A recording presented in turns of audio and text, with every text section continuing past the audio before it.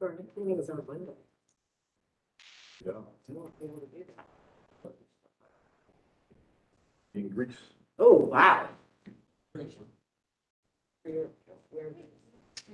recording. Athens and four other cities and we have there.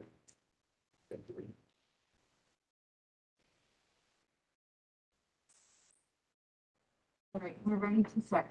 Okay. I'd like to call this meeting to order this October 28th, 2021. Next business meeting is needed Thursday, November 4th at noon. Next hearing date, Monday, November 15th. That's Monday instead of our usual Thursday. Right here at the same place. First, I'd like to start with swearing in staff. You swear or affirm the testimony you're about to give is the truth, the whole truth, nothing but the truth. You do. Thank you. Selfish wrong. Thank you. Board roll call. Commissioner Reeds. Present. Commissioner Fleming. Commissioner Petrozello. Present. Commissioner Jones. Here. Commissioner Sauer. Sorry. Commissioner Grado. You have four, so we have.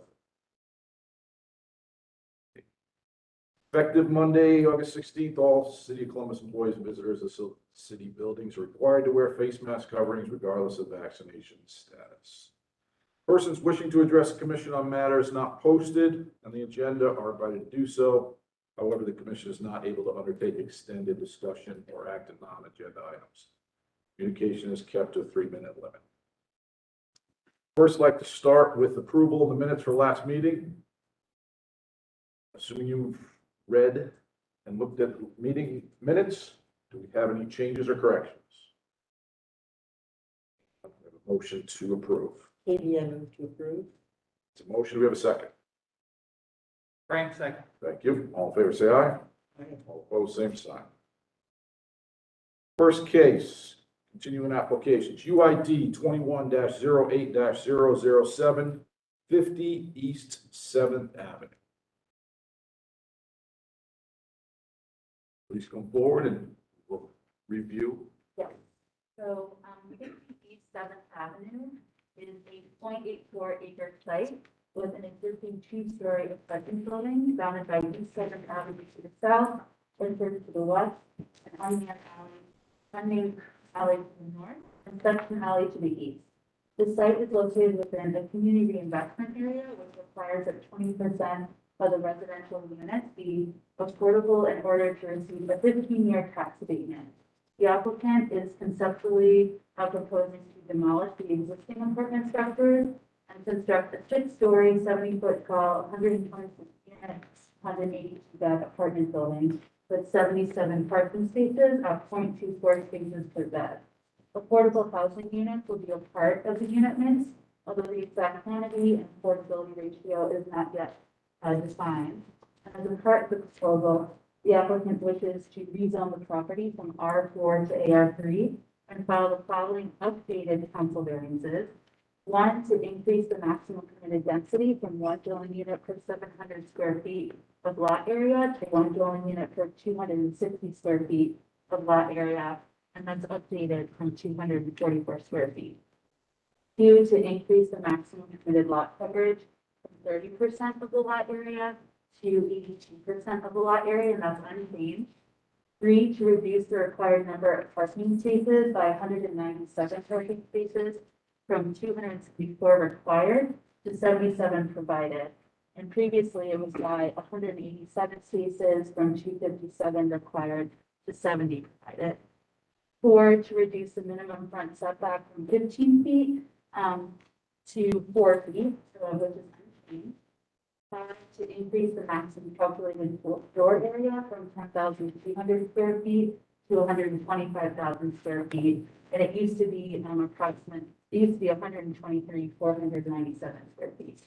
6, to increase the maximum permitted FAR from 0.8 to 3.42. It used to be 3.4. 7, to increase the maximum building height from 30 feet. And 8, to reduce the minimum rear yard from 25% of the total lot area to 7% of the total lot area, and that's unchanged. In June and September, the applicant came before the board to receive conceptual feedback regarding the architecture and design of the proposal. And in August, the applicant came before the board requesting a recommendation for the proposed rezoning and variances based on the conceptual design, which was continued. At the September hearing, the board appreciated the corner balconies to soften the massing, recommended that the middle mass have more dialogue with the east and west masses, and recommended that landscaping be provided to relate to the street and public.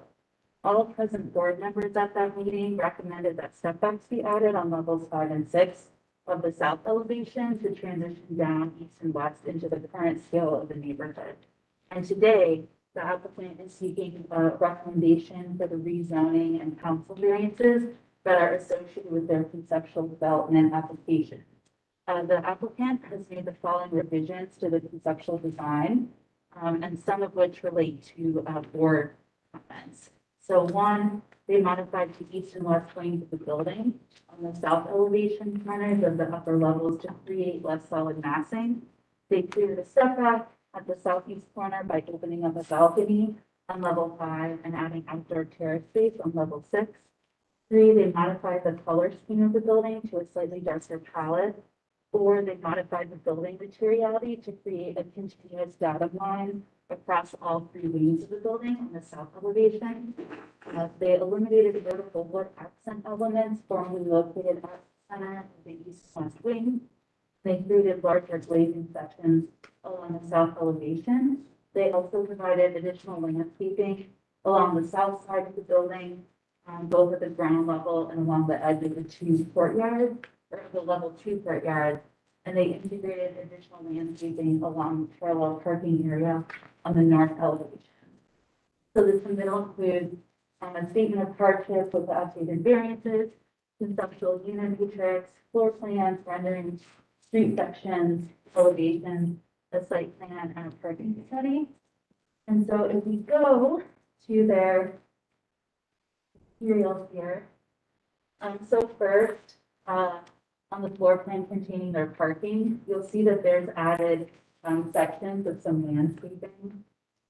And then if we go, if we continue to their floor plans, you'll see on levels, let's see, sorry, levels 5, you'll see a slight setback here. This is the northern frontage, and then on level 6, you'll see, a larger setback along the north, which we've seen, and then you'll see almost notched areas on the southern elevation, on the east and west wings.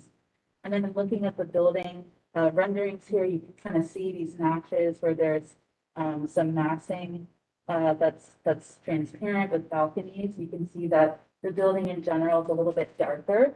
And then there used to be these wooden finishes that were gone. And then in addition, the glazing on a lot of these windows is larger than it used to be, for example, on the east and west windows. Furthermore, you can see that terrace space and balcony space as we look westward. So that's another example of where it was notched out. And then on the rear, you can see the setback here.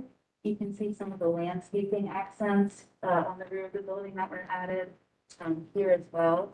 And then lastly, you can kind of see there's just enhanced landscaping along the south side. So here are more renderings. And following that, you still have a section. Here are the elevations.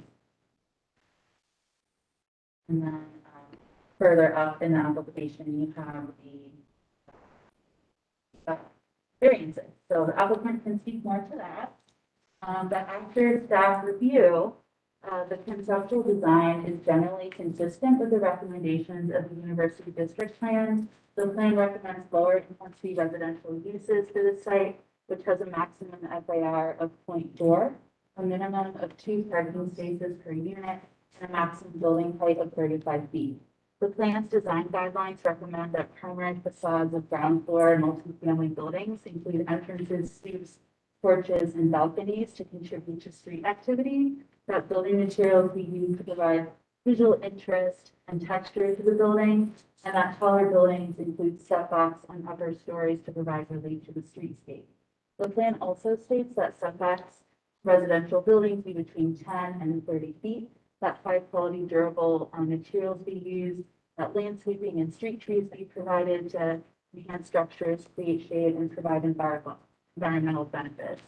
Our staff appreciates the proposed design features which are consistent with the plan, which include balconies and programmed terraces to address East 7th Avenue, a second entrance to and pedestrian connecting from East 7th Avenue, setbacks, and a terrace and balcony space on the northern and southern elevation to transition into the neighborhood, landscaping along the East 7th and northern alley frontages, and the inclusion of affordable housing units.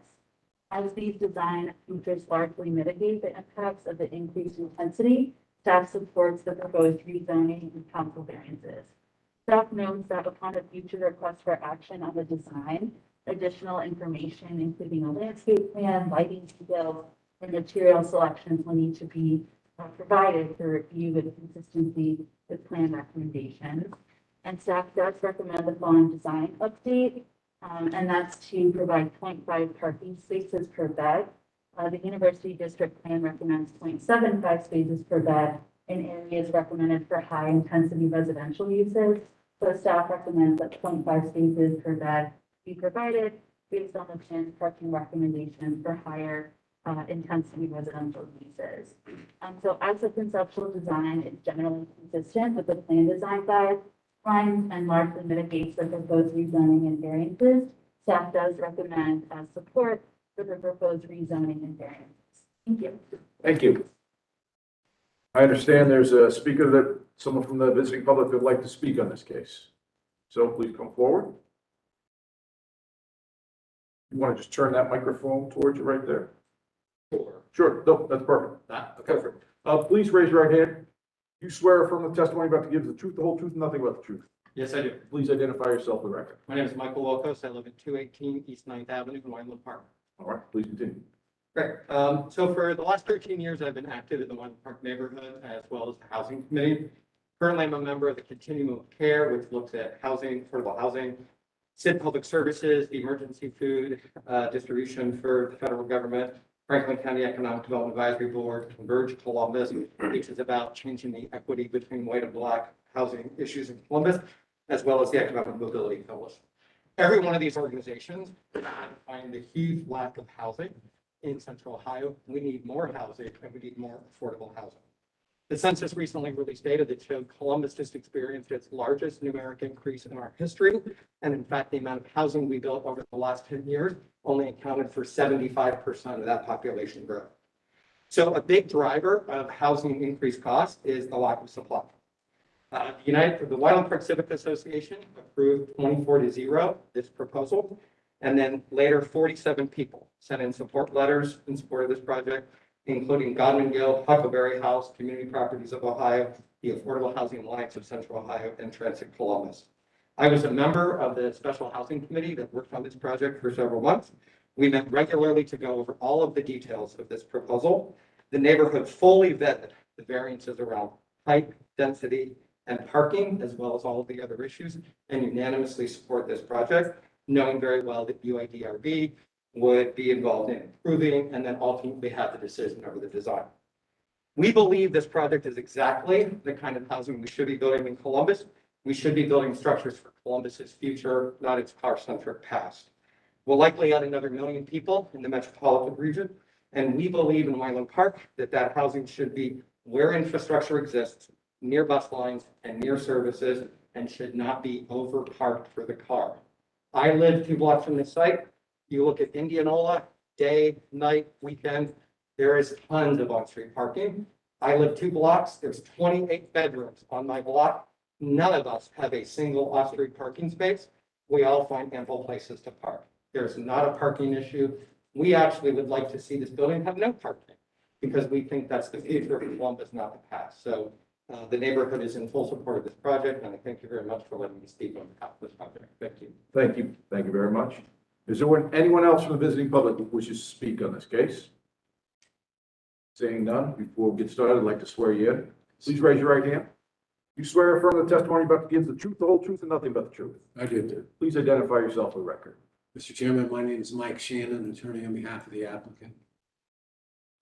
My name is Joe Patrick with Peerless Development. And Carl Winstead with Klein Design. Thank you. Let's continue. Mr. Chairman, I'm going to be fairly brief. We've had many presentations on the variances before. I would simply incorporate by reference the previous testimony I've made, namely, very briefly again, that the standard for these area variance and development standard variance is the practical difficulty, not the hardship issue that you look at when you're looking into use variance. We feel that the existing structure is already non-conforming and not in compliance with the R4 standards. As indicated by the first speaker, we worked for months and months with the local civic association, got their unanimous approval, as well as approval of the full UAC, University Area Commission. We respectfully request your approval of these variances, and that there would have to be a second question called also to rezone the property from its current R4 zoning category to A or 3. With that, I think the majority of the presentation will be about the modifications made since last time. And I think Joe will lead it off. Is that correct? No, I'm going to hand it to Carl. Okay. Jump into it. Okay. All right, good afternoon, and it's good to be back again. Quick turnaround, but it's good. The other day, we actually did a pin up in the office. We took the various schemes from starting back in August and kind of pinned them up, and it's a really interesting thing to do that. Sometimes you sort of look at what really has transpired. We all know as designers how something evolves. It is always nice to sort of see that progression. And so I think that staff has done a really good job of really summarizing what we heard and what we talked about last month.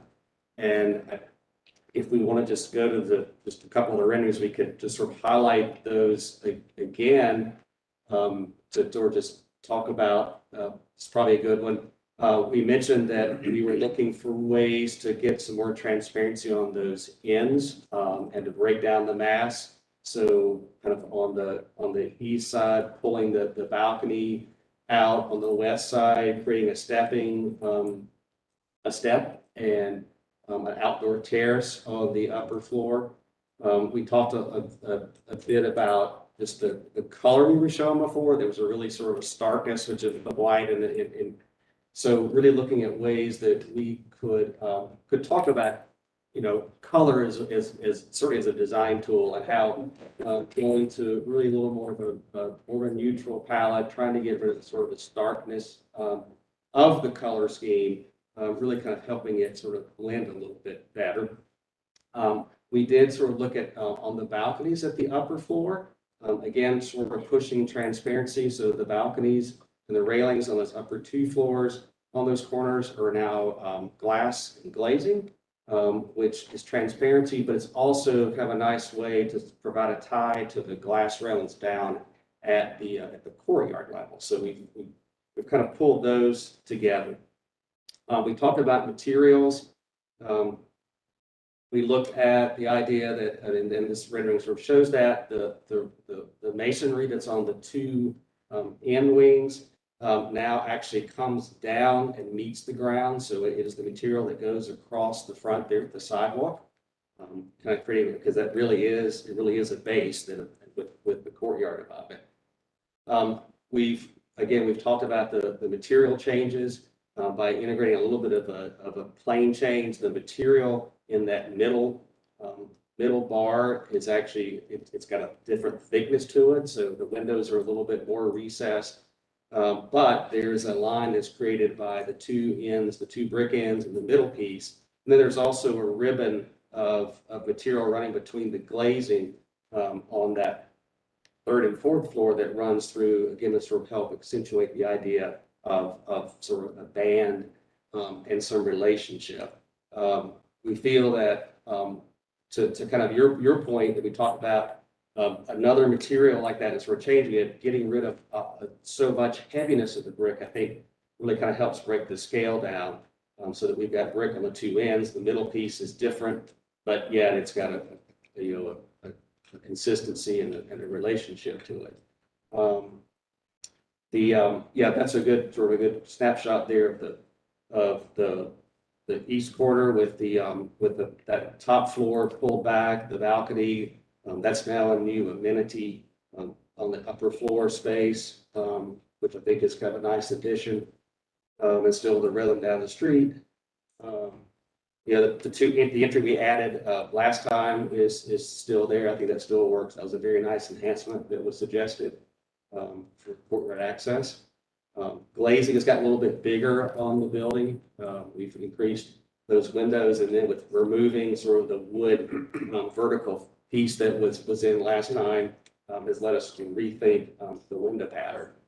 I think those are fairly much the major components that came out of our discussion a month ago. But if there's any other, want to talk about anything or questions, but again, I appreciate your input. Like I say, it was kind of fun to put all of them up together and look at the progression of design. Did you have alcohol? No, we didn't.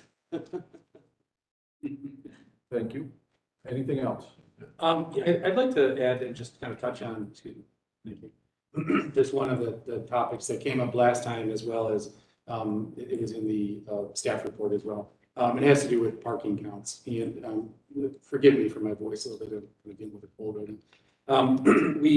We went back after, we know that was a topic of discussion last time.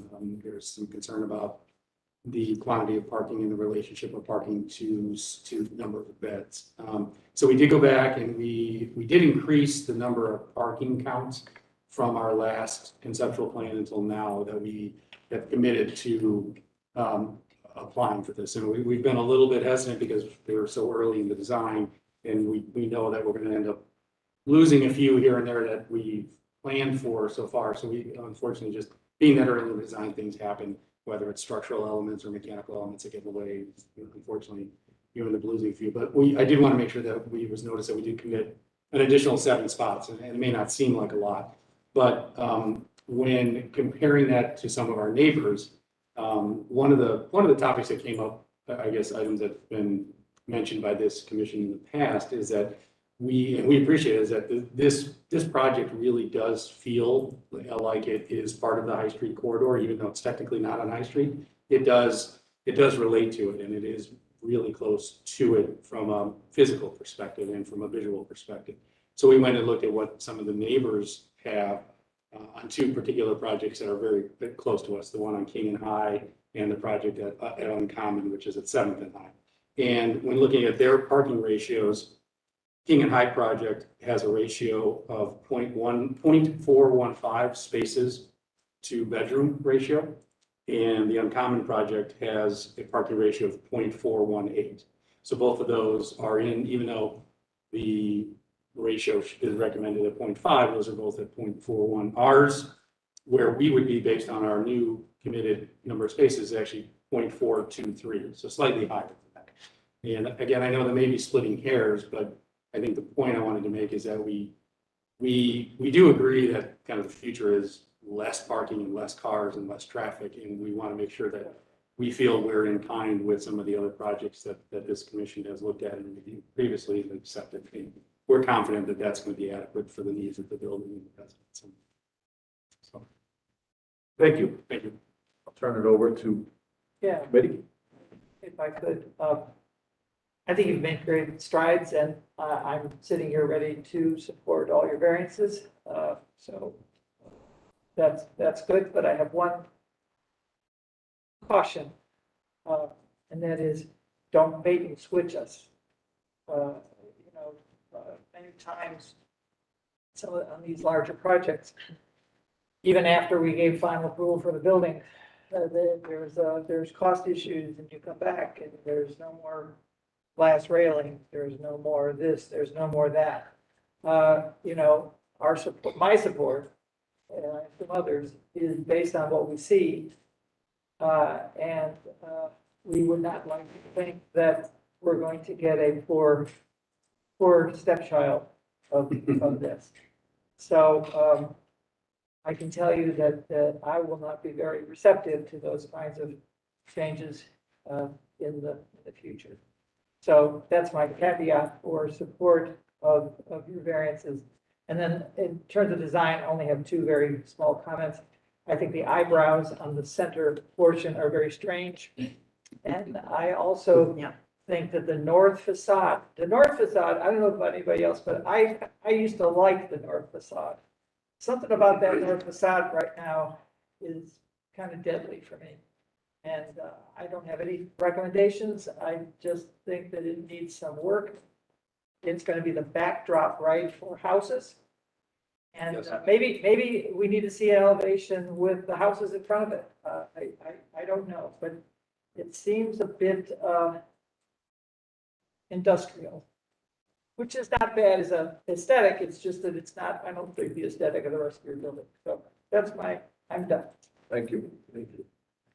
Other committee members? Yeah, I support all of the zoning variances, and I appreciate, there's no question about the fact that the lesser cars is something that's preferable here. What I appreciate particularly about Mr. Bokos's intervention tonight is helping understand the neighborhood support relative to the kind of housing that's needed. And I've asked you in your past visits, and I don't know if it got recorded in the minutes, about the number of affordable units that will be here. And I don't know why that calculation isn't getting done. So each time you say, we don't know yet how many affordable units there are, and I simply asked for that information. It doesn't seem like that's an impossible thing. It will be 20%. So Oh, it is 20%. It's 20%, so it'll be 10%, 10% that are listed at 80% AMI for rents. and Okay, 10% that are listed at 100%. okay. And so perhaps the neighborhood commission understood that, the Wyland Park group. So Absolutely. forgive me for pushing that, but I just want to emphasize how important that is. So I support that. I have a couple of aesthetic questions adding on to Frank's. And first of all, the eyebrows struck me too. I don't know why those 3 eyebrows happen in the middle piece, and yet they don't happen if there's meant to be a sunshade, which the shadow indicates. I don't understand why they don't exist at other places if sun shading is important. I don't know that it is. I guess you could handle the quality of glass and internal shades to solve that problem, in which case I would remove those 3. I just don't get it. Bigger scale, though, is the argument that you made for the black center relative to the brick sides. I don't understand. I thought last time when we talked about the variation on 3 pieces, we were working more towards similarity rather than difference. What is the materiality in the black lower level centerpiece? That would still be a hardy reveal system, just a different color. And it's got a different thickness to it. So the windows are a little more recessed in that lower level. It's still, it's a color change and a material thickness change, but it's the same, it'd be the same material. Yeah, I just feel like it would be better brick. I also, you'd fail the base, middle, top challenge in any design studio. You've got a solid base, and I think the base is getting stronger and better and clearer and beginning to perform well, which is what I like. It's got places for people on the sidewalk and places above it. But the fact that the middle zone is 2 floors and the upper zone is 2 floors is not good design. And around the corner where Frank was asking about the backside, you've got one area where you've got a center, upper level that's 1 floor, and a lower level looks more like a base. To me, compositionally, that's much more successful and gratifying. And I don't know if you've tried this, but I would suggest looking at 3 floors of brick and 1 floor above it as a top compositional piece.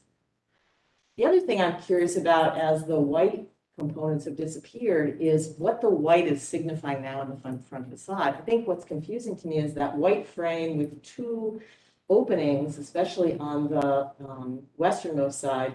It looks to me from the Kroger front door that that's an entry. Meanwhile, the entry is not there, but is on the corner. So to me, that's really confusing. And so I find the way the white pieces, one thing I kind of like about them is they pull out the slope of the sidewalk. That by drawing your attention to 2 things that are similar but different, you get a reading of that slope and you call attention to that, which I think could be developed nicely. But the dual white frame is a strange thing to draw my attention when you're not bringing in the front camera. So those are my thoughts. I'll go next. Having not been at the last meeting, this certainly, the building's much more compelling than the last one, so also congrats on that. So back to the middle component that faces, I guess it's 7. I have a different take on it. I understand KB's point about, if they're not providing sun shading then they're clearly picking up on elements on the other bars, but it's not as grand, so I think it's kind of getting lost. I've got a question if you would be better off adding a balcony, because those are 3-bedroom units. And I recognize that, you've got landscaping and such below, but if it were only the top floor, the top 2, even at low sun, I don't think that's ever gonna be in shade when you're walking on the kind of the terrace level. So that's just one maybe thing that's worthwhile. Plus, I think the corners are bedrooms, and you might be able to pick up on an element that's similar on the other 2 ends, and it might read more as a continuous kind of expression. The other thing is on the north elevation, I think there's an opportunity to add balconies. I think it steps maybe on the top floor, because recognizing that's a north elevation, but in the summertime, sun sets way north of west and it rises way north of east. So it's not as though it's always in the shade. The time of year when people are going to be out there in the evening, it's actually going to get some sun. So I think that I recognize that it's looking down on the existing backyards, but that's not that damning a view, I don't think. So I mean, I think if it makes sense, I recognize it's money to spend, but does it make the units more marketable? I mean, I think having any unit that's got some measure of outdoor space that's immediately adjacent to the unit's a positive thing. So I think it's at least worthy of consideration. So that's all. Thank you. I mean, I would second pretty much everything KB said. I just want to note that's why she teaches architecture. I mean, the concept's a little muddled. It needs clarity, and I think everything she said gets you there. I think the black at the middle volume doesn't make a ton of sense. I think going brick kind of cleans up, makes it a tripartite scheme. I think keeping the datum of the brick around the backside also clarifies the kind of concept. You know, the line reads through the site, and I think the comment, you did the white to make it symmetrical around the center line of the building, but I think she's right, it's better off doing that. Yeah, the eyebrows. So, I mean, I think what you presented, I think is reasonable enough. It's a basic design for me to support variances, with caveat that one, there's a little bit more design work that needs to be done to clean it up to get a certificate of appropriateness. And two, going to what Frank said, I think it's important to understand what is required for certificate of appropriateness. And it seems like there's been some confusion recently, so I'll try and be clear about this. We expect drawings that represent about 30% construction drawing effort.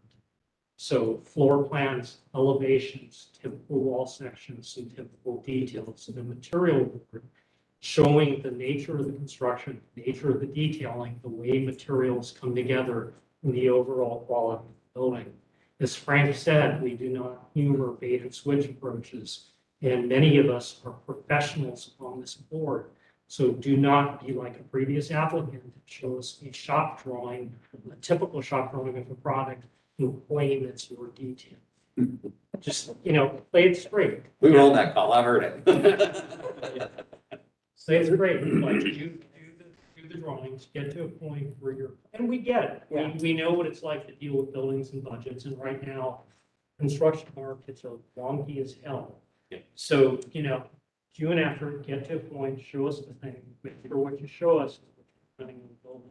Because the city, if you build something different from what was approved, the city will go after you and change. One last thing, my colleague pointed out, and I did kind of glance through, so I didn't mention anything about it. Appreciate the progress that's been made on the 2 courtyards that face south. So I've got a question: are pets going to be allowed either in the building, or if they are they going to be allowed on the courtyard? They are allowed. We will usually limit sizes of animals, but yeah, they will be allowed. And yes, they would be allowed in the courtyard, I would mention this. Okay. I mean, obviously there needs to be a lot more labeling. I'm just curious, though, are you envisioning using real turf? I assume the light green panels will. My guess is we would have likely be a combination. We certainly have some turf areas as opposed to actual grass. I mean, so that there's green all year round, especially since it is on top of the parking garage. So I think it would probably be a combination of both. Send turf and real turf? Yes. On the courtyard. I would lean towards send turf, just in terms of, especially if it gets a lot of use, you will not be able to keep grass growing up there. You don't do it yourself. So they actually make some today that's pretty compelling. That's true. So, Concept of center, very interesting. Anyway, So just one comment on that center piece. The thought was, you brought up awning, or not awning, Balcony. balconies. I wonder if maybe the balcony should be in the middle. And make the two sides or vertical elements and maybe get rid of that base in the center. Just a thought. And that balcony could break the cornice at the top. So only on 4 and 5? Hmm? Only on floors 4 and 5 then? Well, I would play with it, but, the other two pieces are narrowed because of the balconies. Yeah. And, I think the idea of it wrapping back into the courtyard, then coming back and then terminating into a balcony in the center and the front on both sides might be an idea, such that the center would be less chunky and a little more vertical. Just a thought. Yeah, I guess I have a question, and I hear what you're saying about that. I think about just the end caption. One of the things that we looked at, and I think actually in some of the meetings that we had, we kind of went from more of a solid to more of an open.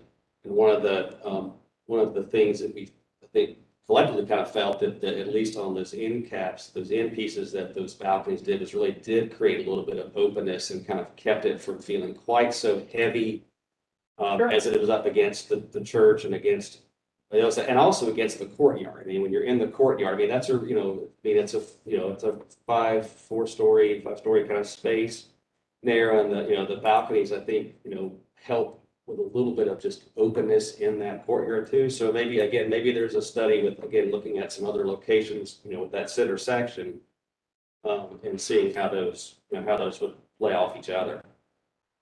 I like the balconies on the corner. I like the dual balconies. I still would bring the brick base up one floor. So you'd have 3 floors in brick and the top treated as a separate condition. But I would treat the middle piece exactly the same way. I have corner balconies.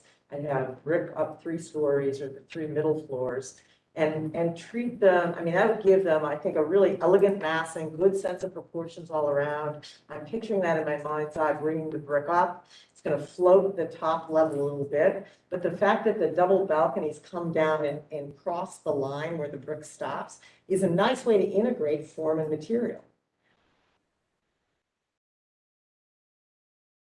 Any other comments? Notice how the middle piece, notice how the black becomes a horizontal band, a really strong horizontal. Whereas everything else you're doing gives some nice balance to horizontal and vertical, where the brick elements allow you to read the dominant vertical voids, but a horizontal continuity across the building. And that gives it that more like a complexity of a plaid feeling. Whereas the middle piece, the black, so dominates that you only get one reading of horizontality. And it loses, I think, some of the really nice dynamic that the end pieces have going on. Thank you. Any other comments? Seeing none, we have a motion for approval for the variance. I move that we approve the variances as requested. Not approve, support the variances. Okay, Second? the motion is second. All in favor, say aye. Bye. Aye. Jody, aye. All opposed, same sign. Motion support is approved. Supported. And the rezoning would be a separate question you call. Sorry? The rezoning is a separate question that you call, is that correct? So you need a motion for that too? It's all in one. Okay, thank you. Sorry. Claire. We're good. They'll all Yep. state, they'll Thank you all. very much. I appreciate it. We're just efficient too. Thank you for your time. Thank you very much. Thank you.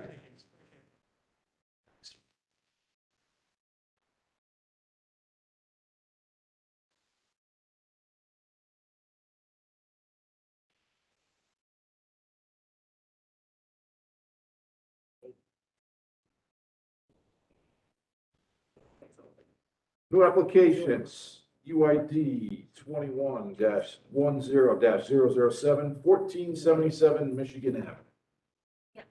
So 1477 Michigan Avenue is a completing home on the south side of the street built in 1905. The applicant is seeking approval to replace 11 original wood windows on the second story as follows. So 2 windows on the north elevation, 1 on the east elevation, 3 on the west elevation, and 5 on the south elevation.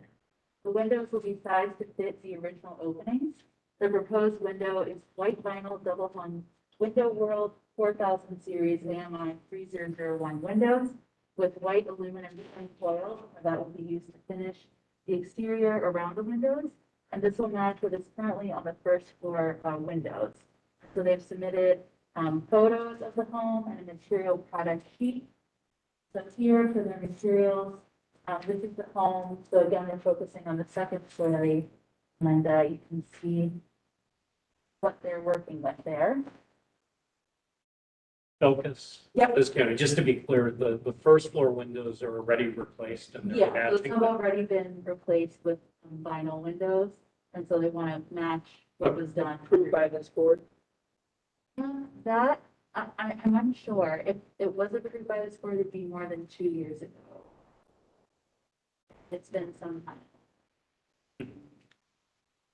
Look, before you continue, do we have an applicant here for this case?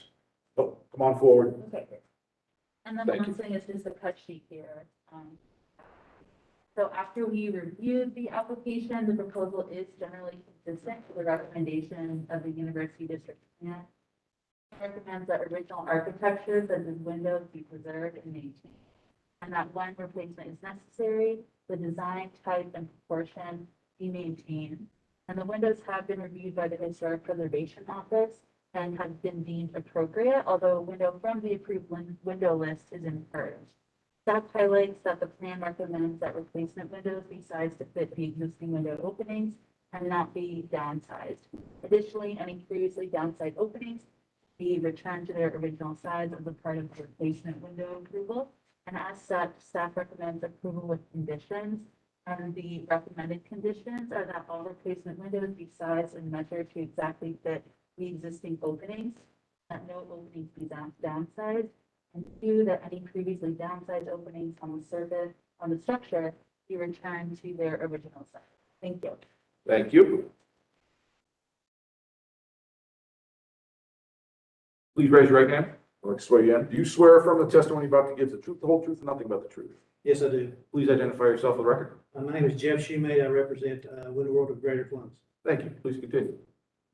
Basically, we've got a customer, Chris Garcello.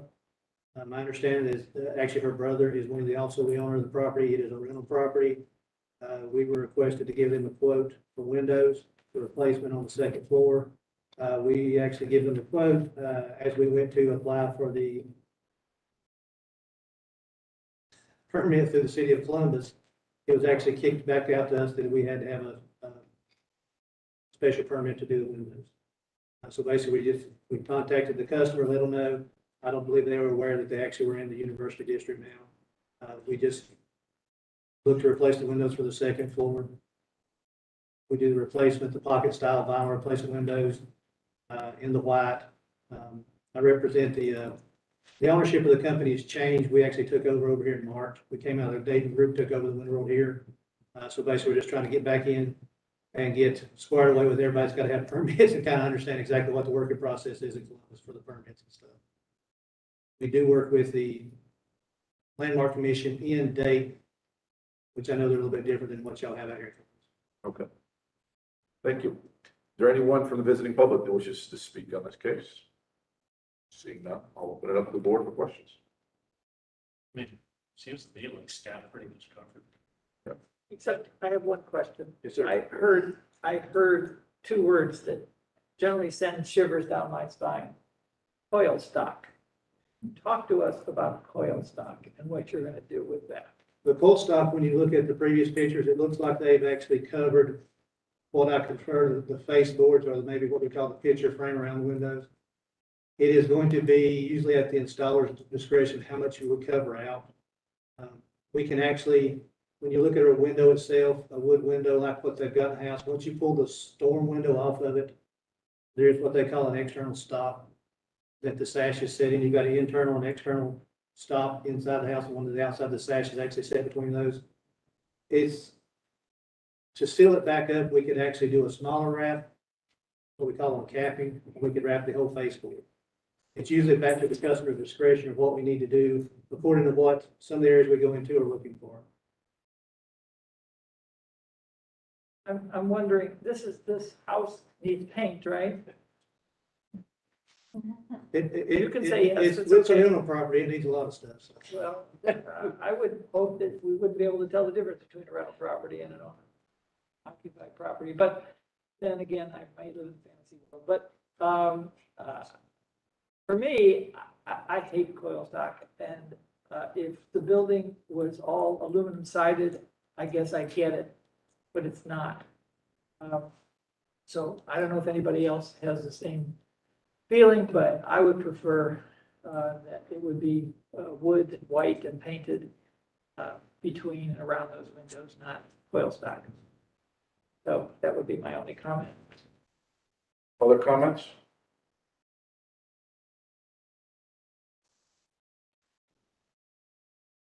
Just for clarification, that could be a condition for approval. I just wondered if the applicant feels. If no one else has the same abhorrence, then I'm not gonna be, the problem child here. I just, More so just a Repeat comment. the concern, Frank. I'm looking at big white areas of, what will be coil stock between those windows, and we You're know. talking about the. Yes, and we know what coil stock does. Yeah. No, that's fair. Coil- Let's make it a conditional approval. If I could say something. Sure. I know, like I said, we've dealt with the Dayton Landmark Commission. What we run into, they actually had a change. When we first started doing their stuff, probably a little over 15 years ago, somebody challenged the fact of between a replacement and what we call a sash pack. It's when you go back in, you actually replace the wooden sashes with wooden sashes with a jam liner system in it. Somebody challenged the actual loss of glass with a vinyl replacement. So that's how vinyl windows kind of got started. We had to bring it before their board. At the time we did their stuff, is that if it was an actual house sided like this, we were not allowed to put coil stock on the outside. But we had to inform the customer, because we remove your storm windows, you're gonna have to go back up and touch this up, because we pull that storm window off, you're gonna have all the screws that hold the storm windows on. Sure. So we basically, in that area, we do not wrap anything. We basically pull the interior stops, pull the sashes out and set them back up. A lot of the rental property owners were not keen on that because they want no maintenance. What happened, over the years, as the people that take care of the Landmark Commission in Dayton, what happened there was they've actually changed people. They went back and told us if it was a brick exterior, we could actually trim coal. That is something they've not done for almost 15 years. So right now in that area, when we do jobs out there, we're looking at wrap on anything in the historic district. If it has brick, it can be wrapped. That's what I call a capping. Anything like this, we cannot. I'm glad you understand, you obviously understand the issue, and, so you understand us when, saying what we're saying. I want to say, there's no such thing as no maintenance, but that's just a Somebody's got. peeve I have. So, I'm gonna make a motion to let you do the windows, but not let you do any coil stock. Okay. And let the wood trim be restored and painted. Okay? So the motion, Frank is making a motion. Bill, please. Would you like to also add the conditions that were suggested? Yes, Okay. conditions are fine. Please add those. Okay. And, motion is to approve the application as submitted with the following condition that, no wood trim be covered with coil stock and be repaired and painted. Okay, that's a motion on the table. Do we have a second? Second, Kitty. That's a motion and second. All in favor, say aye. Aye. All opposed, same sign. Motion is approved. Thank you. Thank you. Thank you.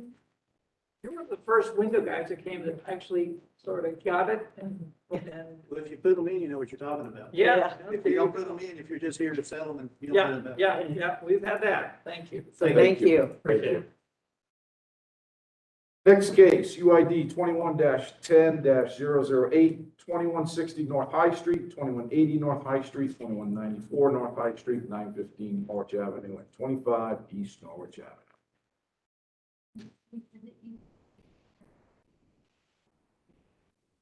Delivered today? I can swear him in.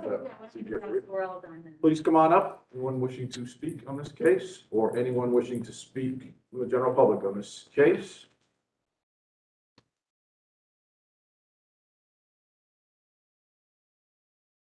Everyone, please raise your right hand. Do you swear from the testimony you're about to give is the truth, the whole truth, and nothing but the truth? I do. Please identify yourself for the record. Mike Shannon, attorney for the applicant. Through Lorenz, Department of Art and Transportation. Rob Turk, Landmark Properties. I'm Rob Lustig, Andrew Costas for the applicant. Yep, okay. Why don't you go ahead first, and then we'll open it up for general public, and we're just gonna do a rundown, and then let you go next.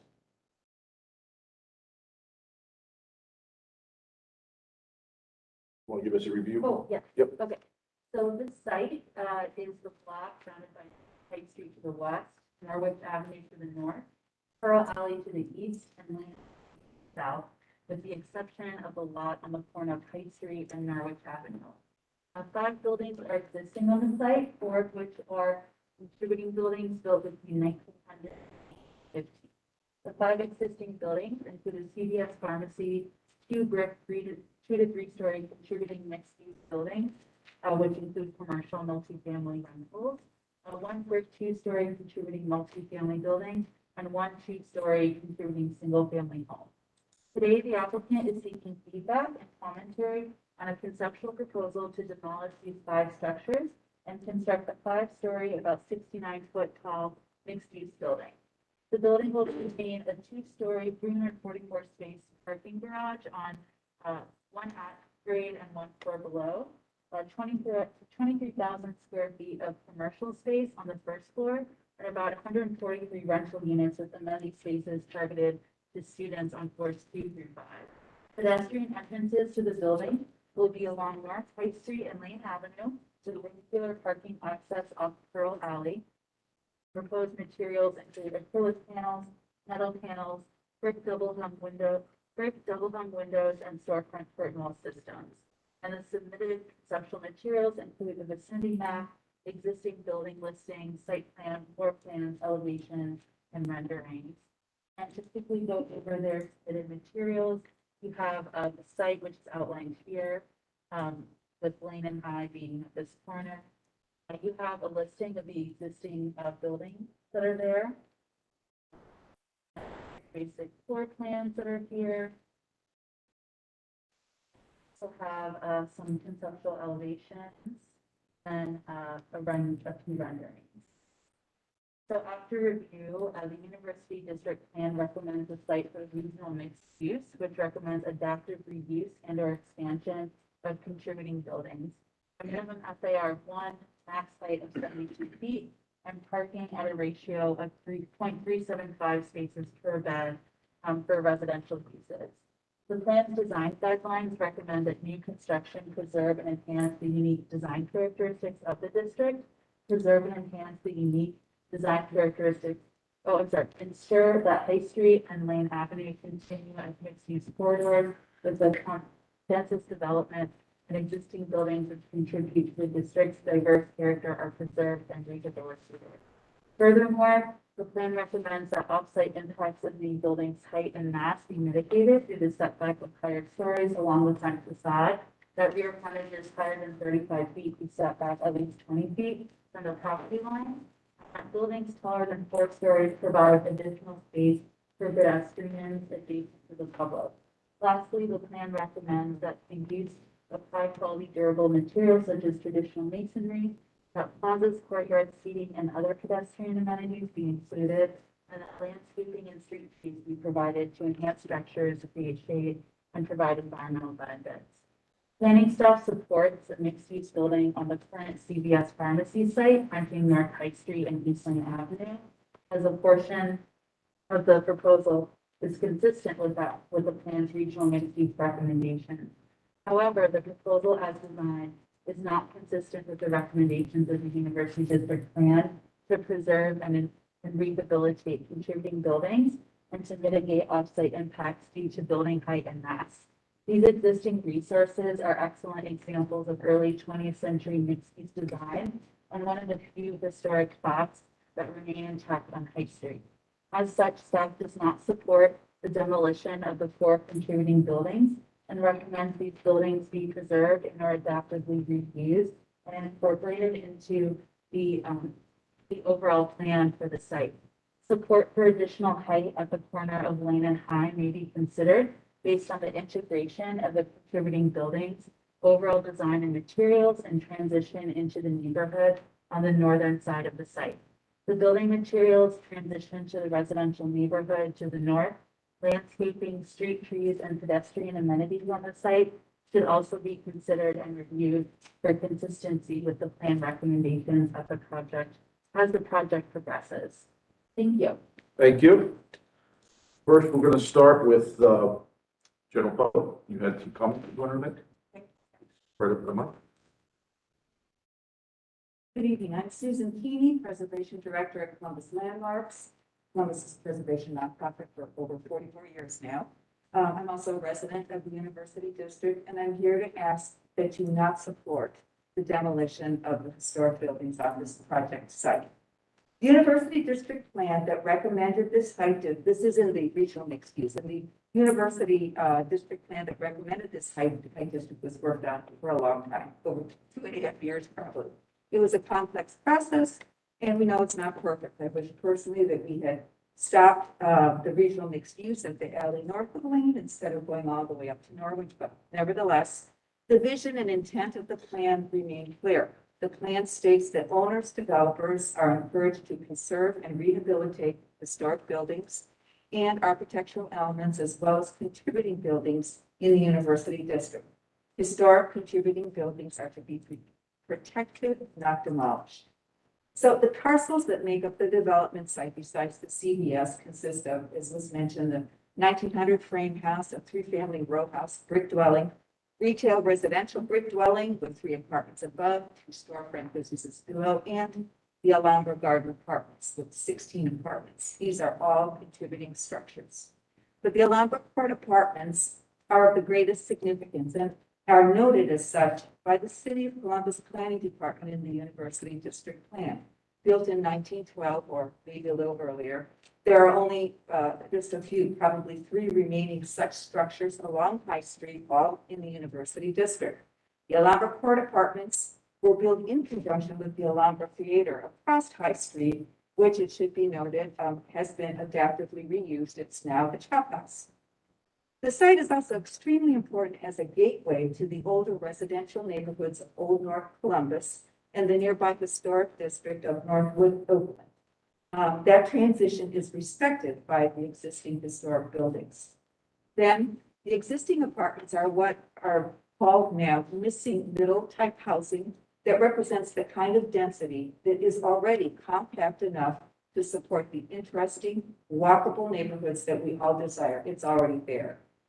The buildings are also examples of the early 20th century growth of businesses and neighborhoods around Ohio State in the pre-World War I era, spurred on by the growth of the streetcar lines north to Worthington and Clintonville. They are in constant use and are well suited for their original purposes, which were residential and retail. They still have the potential for small retail and local startup businesses. This is affordable retail space that is desperately needed in our city. Lastly, the project as proposed has a direct impact on climate change.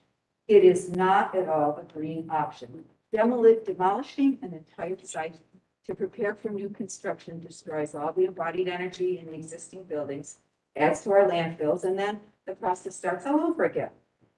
With new materials harvested, manufactured, transported, constructed, all releasing carbon into the atmosphere and increasing our carbon footprint. We cannot keep doing this. As home to one of the largest research universities in the country, we need to be a leader in sustainability. As we grow in development, demolition should not be the default. A more intense development at the CVS corner site is appropriate as the staff recommended, but please do not allow these historic buildings to be demolished.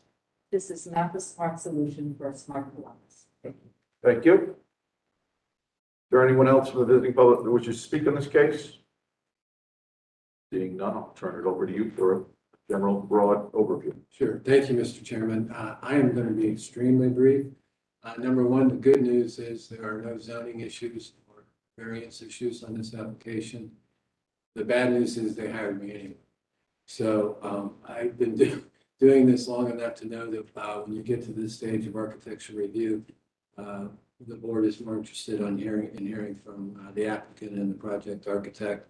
For those reasons, I'm going to defer to my client, who will introduce themselves and their team, and then Bhakti will address some comments to you. Thank you, Mr. Chair. Thank you. Hi, my name is Rob Turk. I'm with Landmark Properties. Really appreciate having the opportunity to be in front of this board tonight, so thank you for your time. Landmark was founded in 2003. We have an 19-year track record of successfully delivering student housing projects all across the U.S. We currently have over 50,000 beds under management on college campuses and surrounding college campuses, anywhere from New York all the way to Seattle and all points in between. So we're very excited about this project. We've been looking at Columbus for a number of years and are excited about this opportunity to bring a successful project to this market that is a benefit to the city of Columbus. So we appreciate your time and look forward to your feedback. Thank you. Hi, good evening, everyone. Good to be back and see you all. Thanks for the presentation, Belkis. So before we present, I just wanted to kind of do an overview of where we are.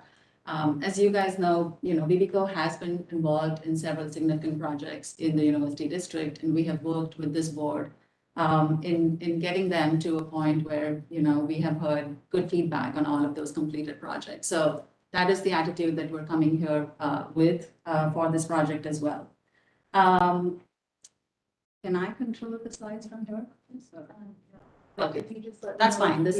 Okay, no, this is good. So I just wanted to do an overall summary of the project before we get into the actual architecture that we're presenting today. And I wanted to just address some of the things that, we presented a portion of the site as a project a couple of years ago, 2-3 years ago. And some of those conversations we had and recommendations and thoughts, we kind of took those and incorporated that into this scheme that we're presenting today. So I just wanted to talk about those before we get into the drawings themselves. So one of the ideas previously was traffic circulation around the site. And we had previously an ingress egress off of Norwich, which is, obviously off of the north edge of the site, as well as on Pearl Street. And the Norwich entrance was always seemed to be problematic the last time around. So what we did when we were studying the site now with the CVS parcel included, we have kept all of our vehicular traffic off of Pearl Street. This allows the Norwich facade of the building and that presence to be much more pedestrian friendly and residential, as that is the nature of Norwich itself. To that effect, there was also some discussion about kind of the traffic circulation around the site. And we have been working on this project for a couple of months. So we did do a preliminary one-stop shop meeting with city because we really wanted to understand what those what those concerns are so that we could start to address that. And we had a one-stop shop. We have received comments from traffic engineering, and Drew is here to present. Drew, if you want to turn off and so he's just going to talk a little bit about the feedback we got and where we are on the site plan because of the feedback. So it's addressing some of those things. Good evening, everybody. Drew Laurent with Carpenter Marty Transportation. We did the traffic impact study for this site per the scope that the city of Columbus required, which was evaluating the High Street and Lane Avenue intersection, as well as the Pearl Street and Lane Avenue intersection. We studied this site back in 2018 for a very similar development, and actually this time around it did come with the same type of results as last time. The only mitigation that will be required is restricting the left turn from Lane onto Pearl Street. Problem already today with the amount of stacking on Lane Avenue, it does make it difficult to make that left turn movement from Lane to Pearl. So that will be the only mitigating roadway improvement as a part of this proposed development. And I would be happy to answer any questions you guys have. Any. Thank you. Why don't you continue with your overall Sure. presentation, and then we'll get with the comments and the questions. Sure. So that is addressed kind of in a site plan, and we can speak to that. The other item that, was discussed and was also just brought up were the apartments that are on High Street, the Alhambra Court, with the two apartment buildings that are perpendicular to High Street. And so one of the ways that we have looked at kind of incorporating the street pattern into our design is by creating sort of two-story elements that are part of the building design. And we don't have to scroll to that yet. Oh, okay, fine, thanks. And we have created kind of that same presence along High Street. And the idea there is to kind of be reminiscent of the existing buildings in that location with new construction. The idea there would be to kind of create those two, and the space between them would be more glazed and open, and that would be the entry into the project, the pedestrian entry, which is similar to how you enter those apartments right now. So we're kind of just taking the idea of how it lays in terms of access and visibility into our project. The other concern that was raised the last time was the presence of the building on Norwich.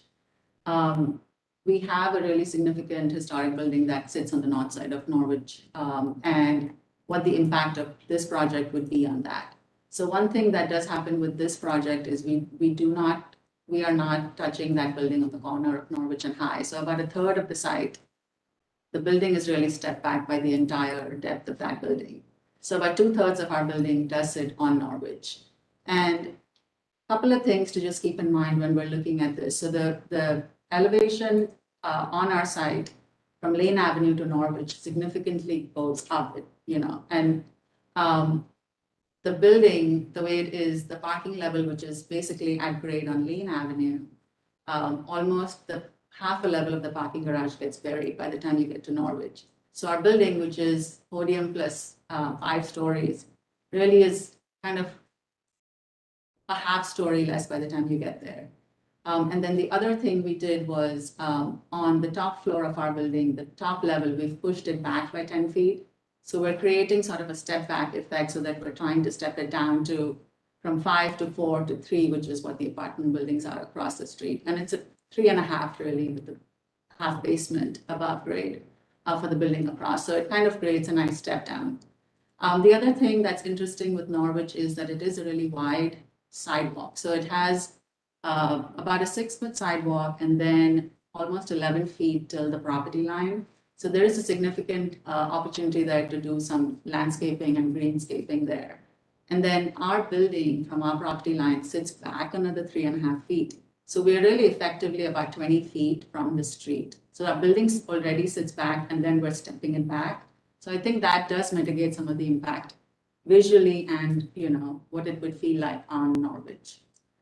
So those are some of the items that I just wanted to kind of address. The other thing was the intersection of Lane Avenue and High, we believe is a really significant intersection. And so we do have a corner that we're trying to address that intersection with. We have, through design, kind of made it a little bit of a bigger corner presence.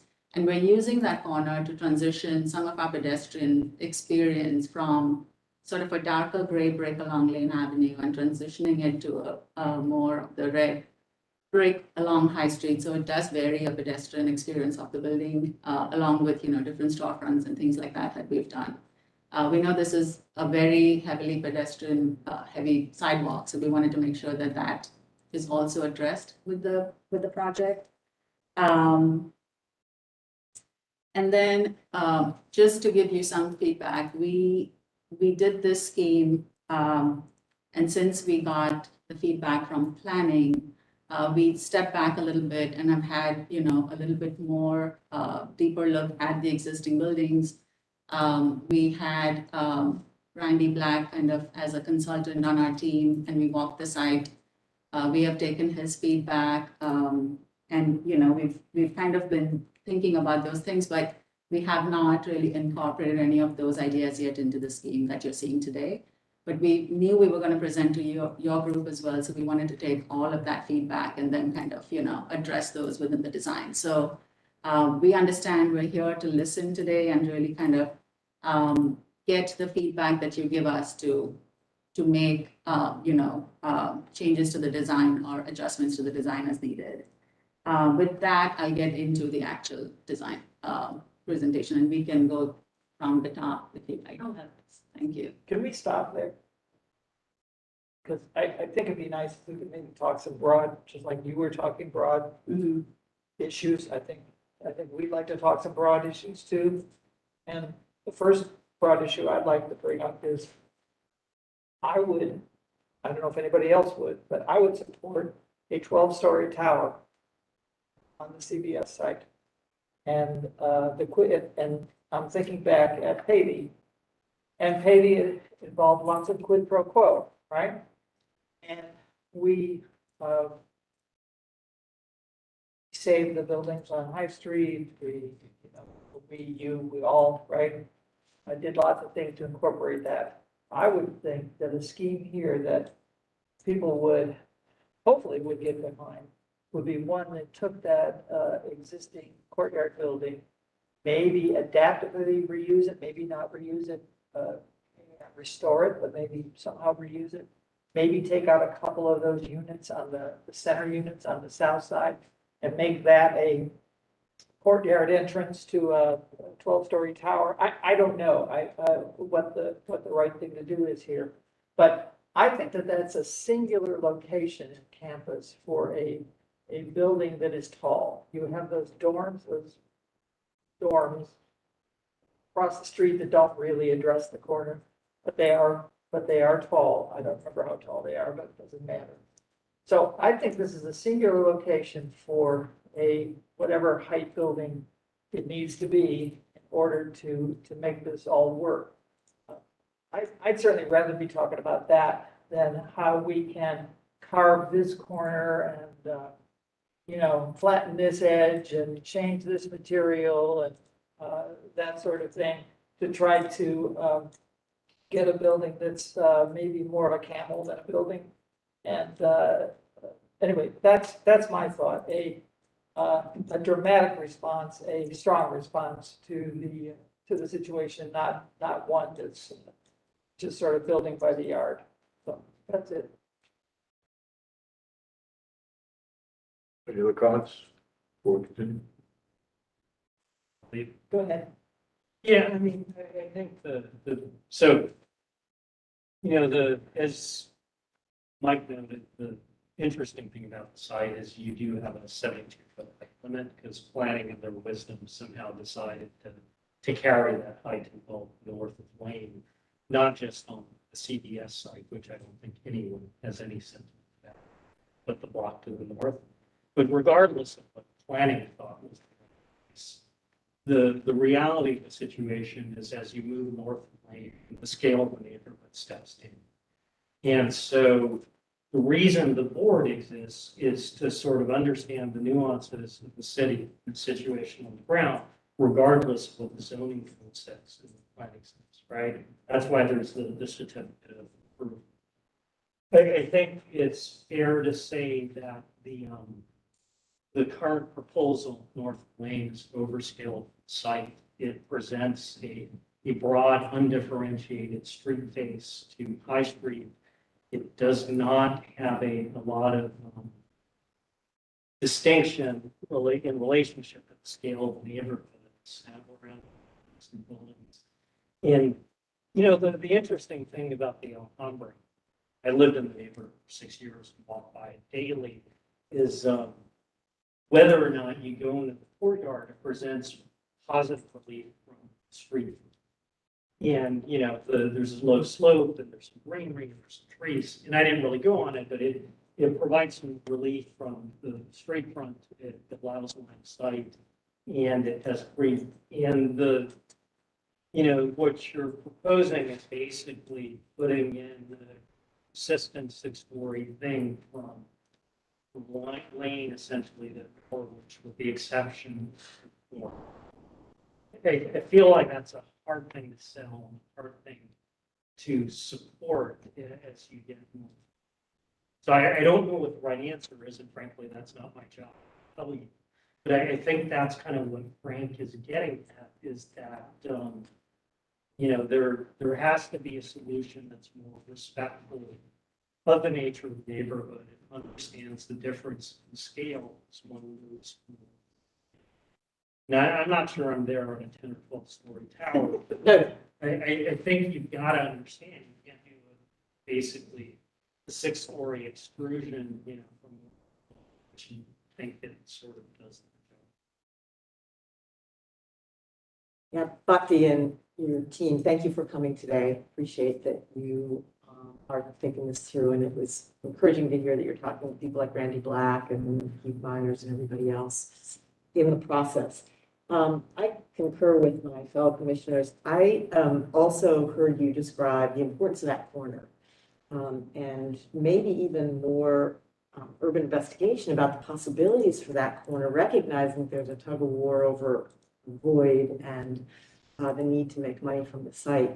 But it really is an opportunity. It's a terrific opportunity. And if you could come up with something that provided the right kind of public space and increase the housing density for student housing, I think we could get to the point where you find support for that. We all know that the desirability of building high quality architecture that concentrates student housing, good student housing, is desirable. I don't understand the reason for so much parking on the site. With a 2-story underground parking garage, it makes me even more in concur with Susan Kinney's point about digging and building for building's sake. I guess somebody's run the numbers that it's a good economic opportunity to rent parking, but we're all working in a direction of minimizing parking and moving away from the independent car, especially for students. So I don't understand that part of the project. I also don't understand why we keep hearing it's a 5-story building when it's a 6-story building. I mean, even in the dispatch yesterday, it said 5 stories, and I see 6 stories. Anyway, so when you talk about a really distinctive corner, a really distinctive intersection, I'm not seeing it in the design that's presented before. So for me, a really distinctive corner is a place that gives a volume of space where people can interact, people can congregate, and as you said, it's a very dense place with a lot of activity there. So relative to the historic housing, I very much support keeping the Alhambra. As we know, there are a couple others on High Street, which means it's part of a larger set. It's something that's distinct to the community, that gives character to the community. When I moved here 37 years ago, I saw those open courtyard housing projects and had my students study them because they were so interesting. Another point I think that was made that's really important, it's a difficult problem, but the fact that there's affordable commercial rental space on the street is important. We know, especially with everything done at Gateway, that there's a real commercial problem in keeping activity in those spaces because the new space is just not affordable for working to be able to rent the space to a business. The businesses are turning over. So one of the more intelligent things that's been developing, I think, along the way is that Pearl Alley is becoming a secondary commercial space.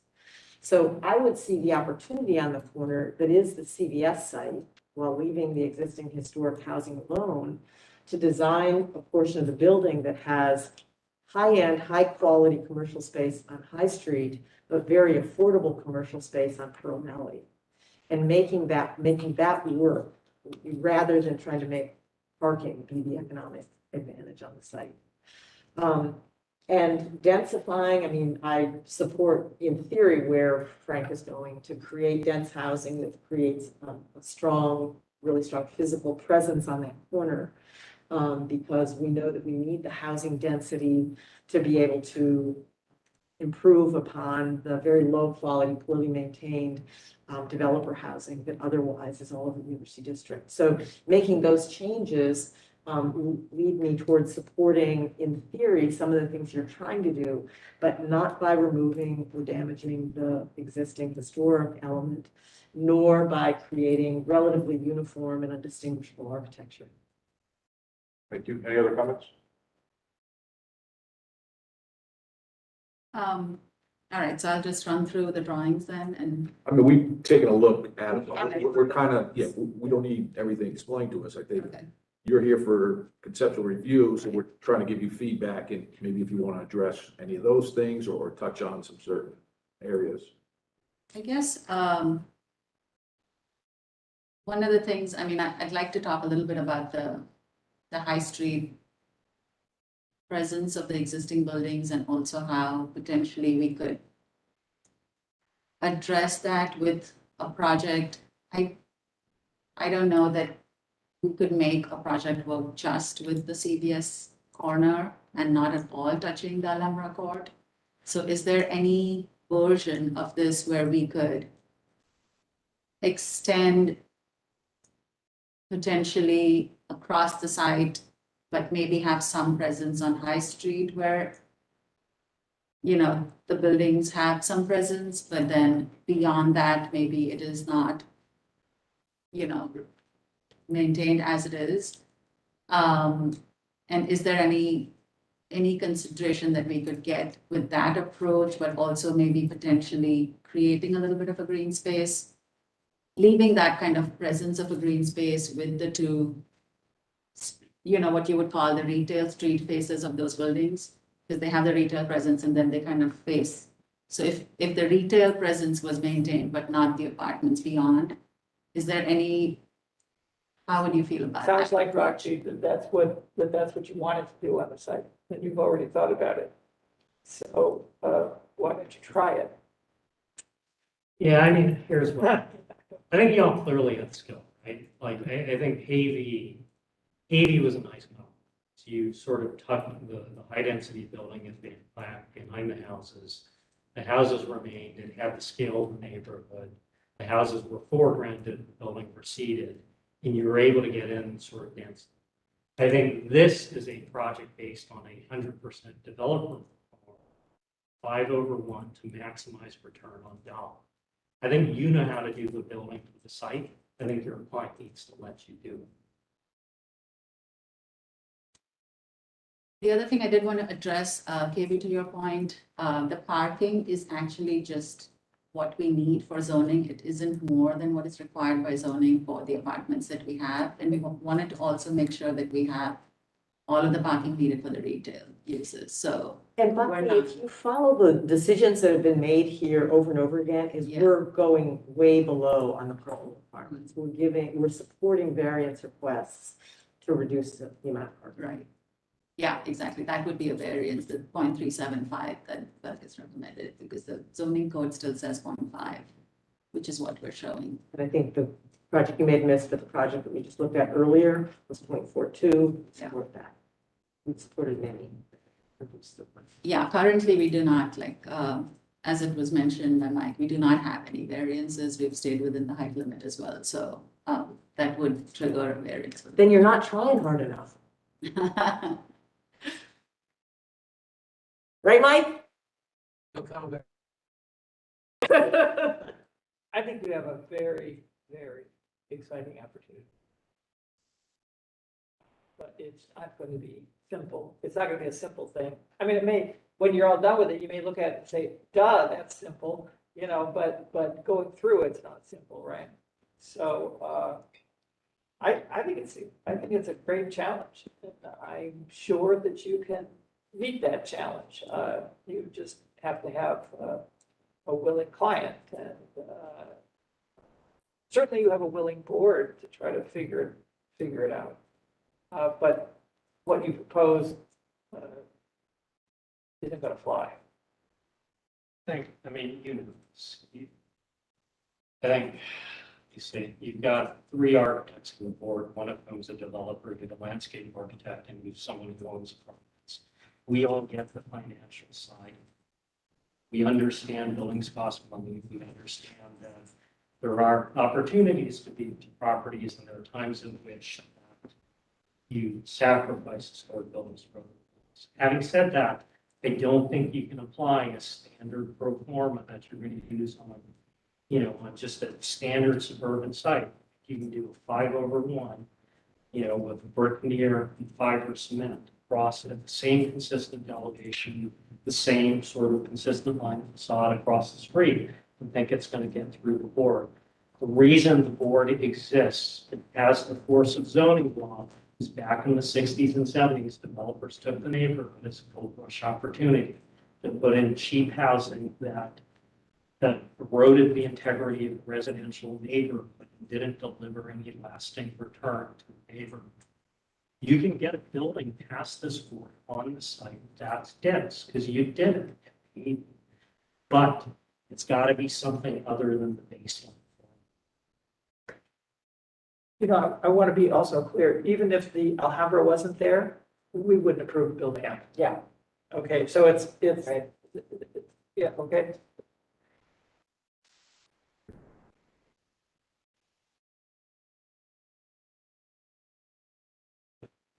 Any specific comments on the Norwich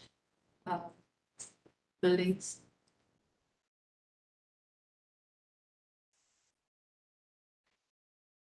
I guess what's the general attitude towards, there's a 3-unit building that's on Norwich that is also recommended for 3 units, I don't know what you're talking about. the existing site, building on site. I just want to. Or you see what the historic relevance of the Right. existing buildings in Norwich? I just wanted to understand what the, yeah. What are you suggesting? That I'm just asking you what. I would, I don't think we can respond individually like that. I think you have to have an idea, and the idea has to be compelling. And then we weigh those kinds of things against a compelling idea. Abstractly, I don't think we have an opinion.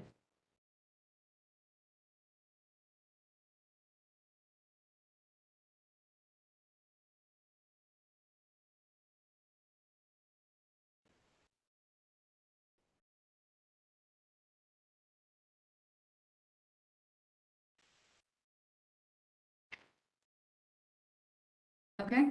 Okay? Thank you. Okay, thank you. All right, thank you. Thank you. Good job.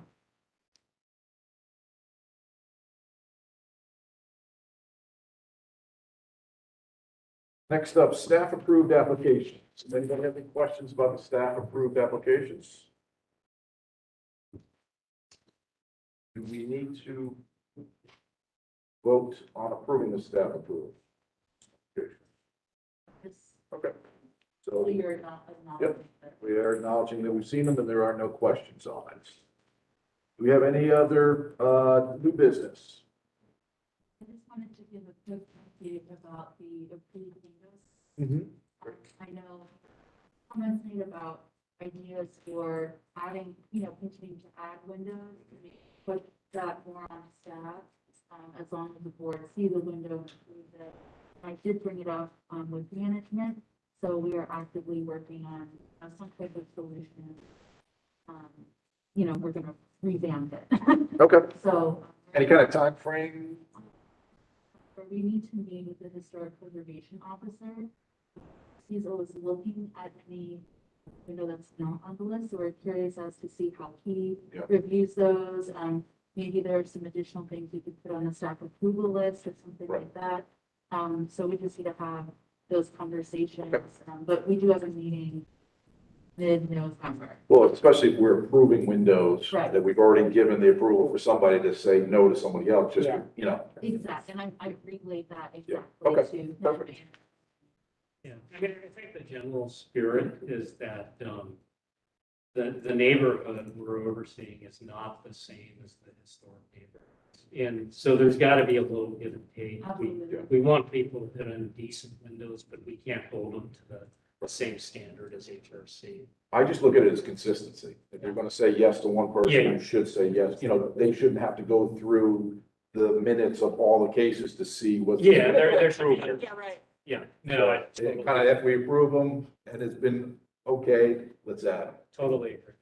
Okay. So I relayed that message and I'm gonna definitely keep the ball moving. Okay. Fantastic. Just wanted to say I haven't forgotten. Two other things. Can you pull up, Google the corner of 5 and 11? I don't ever remember approving that Shane's sign, and it is gargantuan. 11th and High looking north, so it'd be the north, east corner.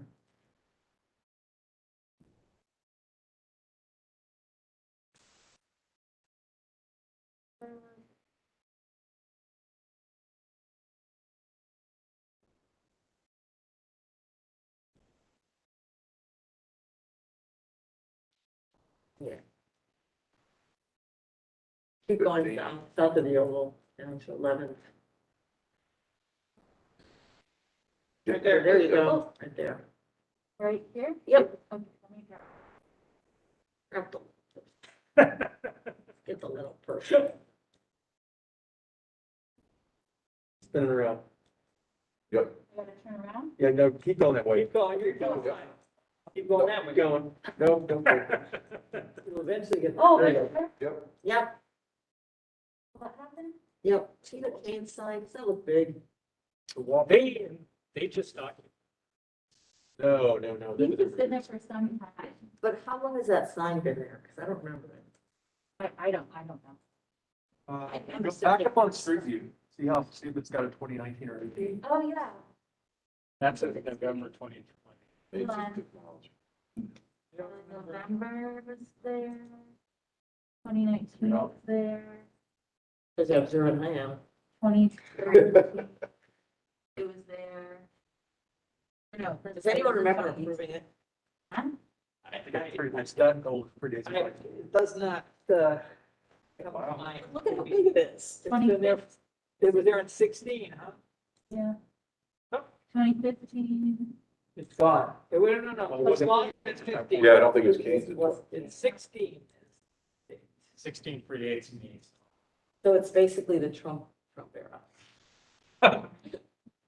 Oh, I don't know. Let's I not don't bring know. that up. It looks, please. it looks good to me. Can it be checked to see or if we've approved it or? Yeah, I can check the drawings that were stamped. Take a look at that. And the other thing, you might have followed in the emails, is I'd asked the question about Pearl Alley and the exposed steel studs that you see in the window at one of the new, Yeah, you know what Lemon happened, Shark. happened there? Hypothesizing, but it's an interior reno. So it wouldn't have, It's not a renovation, it's a brand new building. well, it's an interior fit out. Yeah, fit out. But it's like, because it was all interior, Mhm. it probably wasn't flagged to come in front of us. Because there's this sort of gap where we care about that. Visible from the. They probably missed it. And so the city missed it, I mean. So they gave it a permit and they never sort of flagged it. If I had to guess, I would say that. I think you Well, Belka's checking into it. Yeah, so I did, check. I looked at the elevations that were reviewed by the board, dam.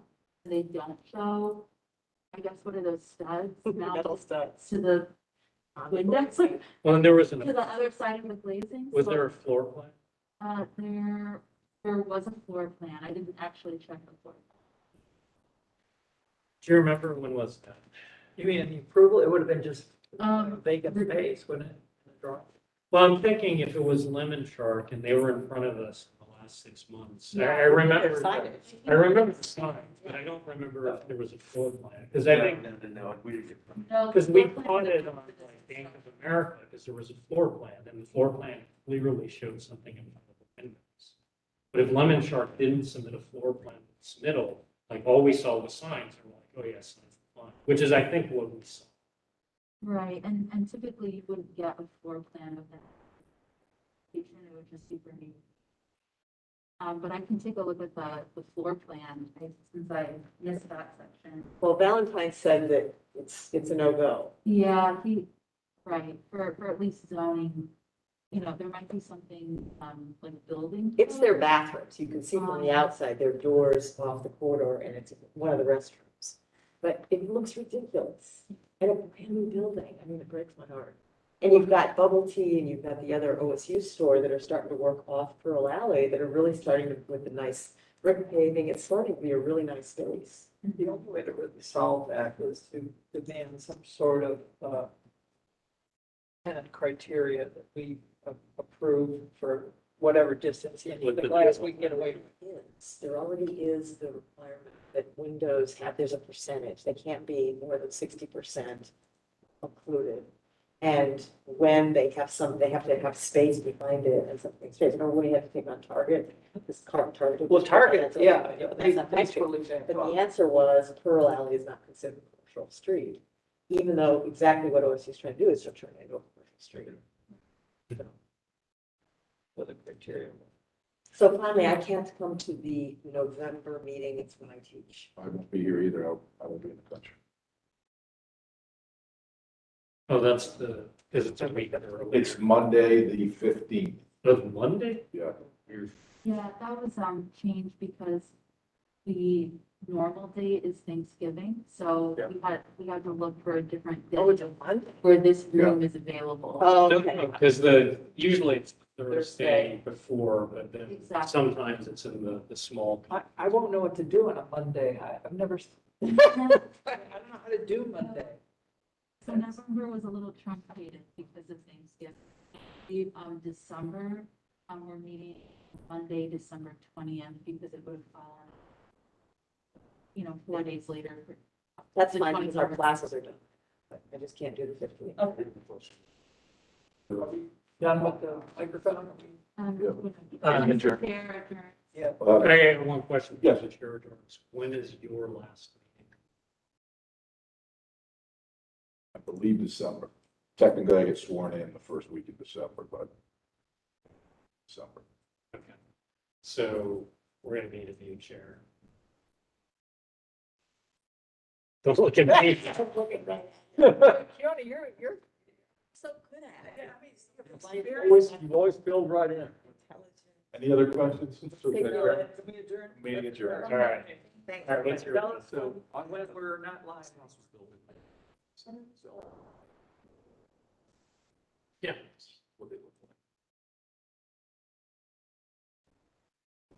Yeah, yeah, yeah.